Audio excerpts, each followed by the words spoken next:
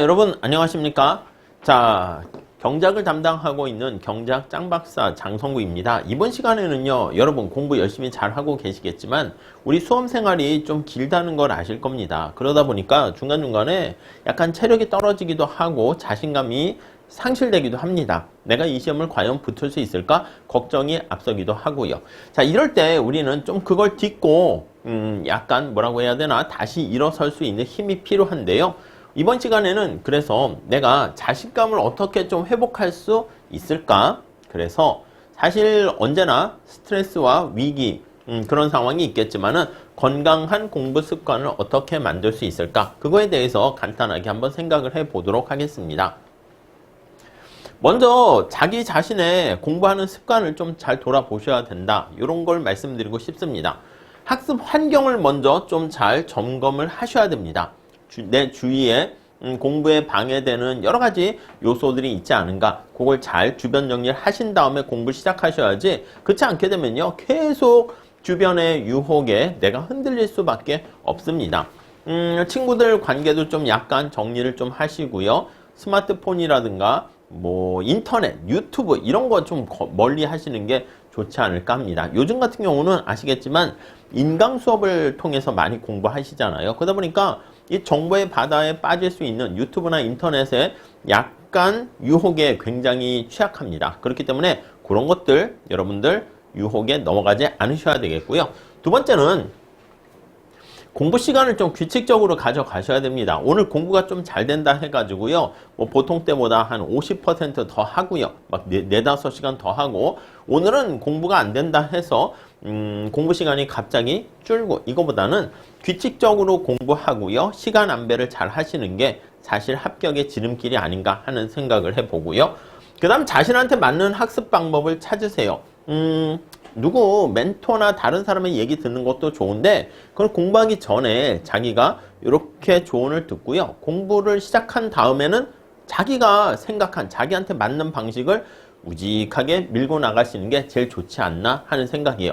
누가 어떤 선생 강의 들었으니까 좋다더라, 안 돼요. 그냥 직접 여러분들 한 번씩 다 보시죠. 어떤 분이 강의 자기한테 맞을지 쫙 샘플 강의 많이 돌아다니잖아. 그거 보신 다음에 이 선생님이 나한테 딱 맞는 거다 라고 생각하시면 믿고 끝까지 가시면 충분합니다. 아시겠죠? 자, 이렇게 자기가 공부하는 습관 잘 길들이시고요. 그 다음 이제 목표를 잡을 때 우리의 궁극적인 목표가 뭐 공무원 시험 합격, 이게 궁극적인 인생의 목표야? 그건 아니잖아. 우리 인생의 목표는 뭐 행복해지는 게 목표라 할 수 있는데, 그 중간 목표가 사실 공무원 시험의 합격이고요.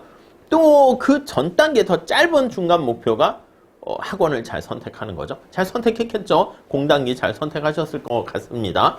그래서 목표를 잡을 때 너무 길고 거창하게 잡으면 이게 두리뭉실해가지고 오히려 추진력을 잃을 수 있습니다. 그래서 목표를 잡으실 때도 길지 않게 짧게 단기적인 목표를 잡으세요.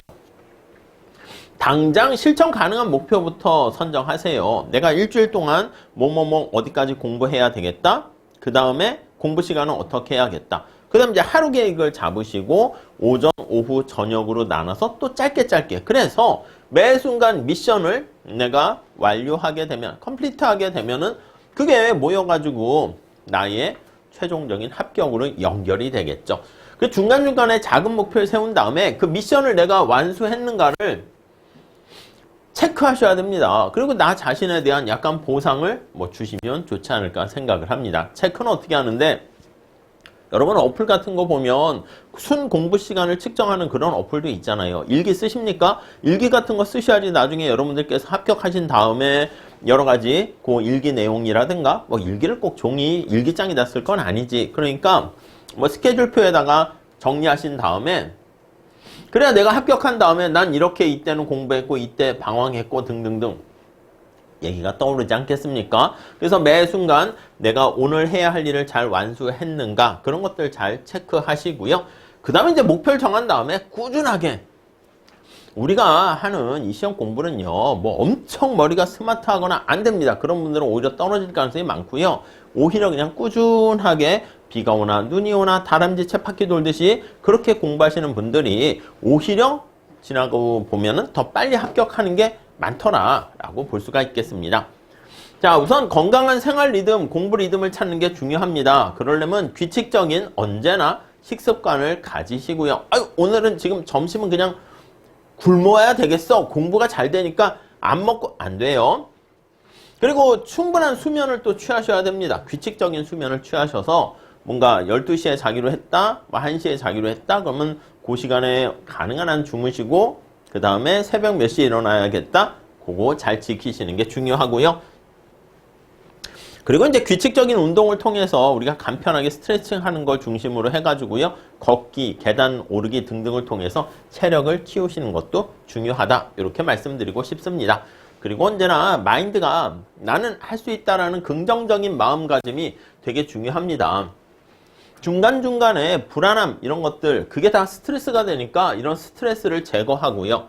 명상을 한다거나 요가를 한다거나 종교가 있으신 분들은 뭐 일주일에 한 번 정도는 교회를 가신다거나 아니면 가까운 절에 가신다거나 이렇게 뭔가 종교 활동을 조금씩 하는 거는 심리적 안정을 찾는데 괜찮습니다. 만약에 따로 고시원이나 이런 데서 나와서 공부하시는 분들은 일주일에 한 번 정도는 집에 가서 가족과 잠깐 같이 보내신다거나 이것도 나쁜 건 아닌 것 같습니다. 그리고 실패를 두려워하지 말고요.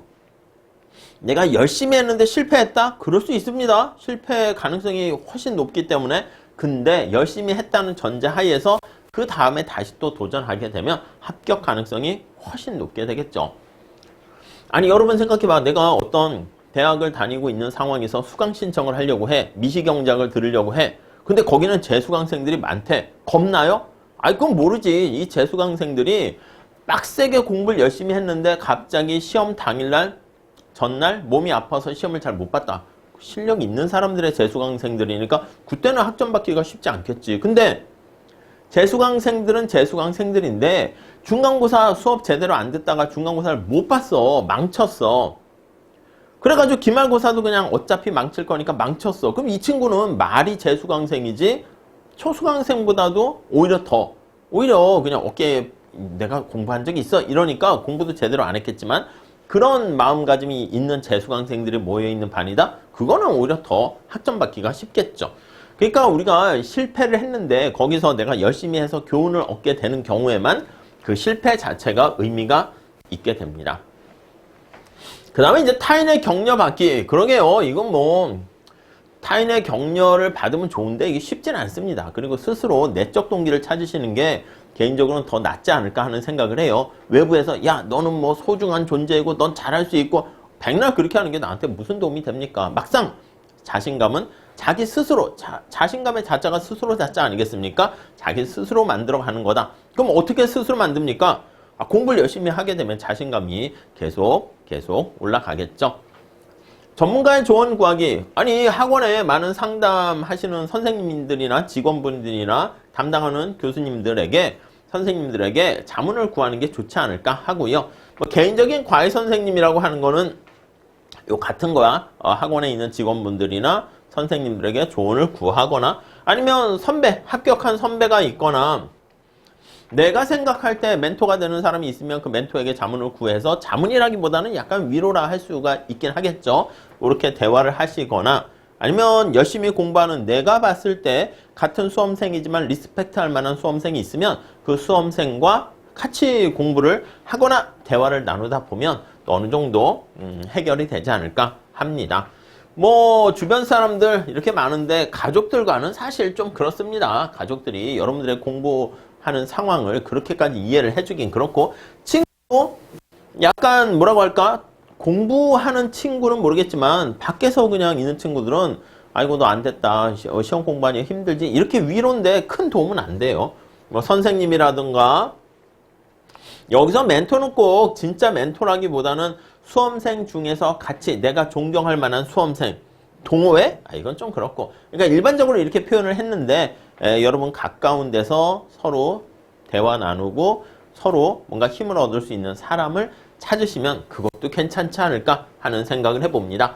자, 이렇게 여러분들 큰 목표를 잡지 마시고 짤막하게 단기 목표를 잡으셔 가지고요. 이름도 우리 공단기 아니겠습니까? 그래서 그 목표를 달성하게 되면 성적도 향상이 될 것이고 뭐 여러 가지 평점이라는 거는 내가 하루하루 빡세게 살면 일신울신 아니겠습니까? 내가 그동안 지금 살아왔던 평균과 한계, 경장이 많이 나오잖아. 평균 노력보다 오늘 더 빡세게 살게 되면은 그럼 이거 전체 평균이 올라가게 되겠죠. 오케이? 그러면 우리가 인생의 한 가지 목표를 달성하게 되는 거야. 그래서 이제 뭐 메달이라 할 수 있는 성과를 하나 취득하고 만약에 또 공무원 시험에 합격했다 그러면 그게 인생의 끝 아니겠지? 또 다른 목표를 세워서 앞으로 진취적으로 나가시면 좋겠습니다. 아무튼 시험이 어떻게 보면 집중해서 단기적으로 해야 되는 거지만 그래도 1년 이상 공부해야 되는 장기적인 시험이기 때문에 중간에 무슨 뭐 이래라 저래라 공무원 시장이 어쩌고 저쩌고 뭐 공무원 됐는데 MZ세대들은 뭐 나간다더라 이렇게 너무 휘둘리지 마시고요. 그러니까 내가 갈 길이 이거다라고 하면은 그냥 무직하게 열심히 하시는 게 제일 좋지 않나 하는 생각을 해봅니다. 아시겠죠? 자, 열심히 하시고요. 날씨도 이제 추워지고 있는데 건강관리 잘 하시면서 여러분들이 세웠던 계획 차근차근 수행해 나가시기 바랍니다. 자, 여기서 마치고 다음 시간에 또 뵙도록 할게요. 감사합니다.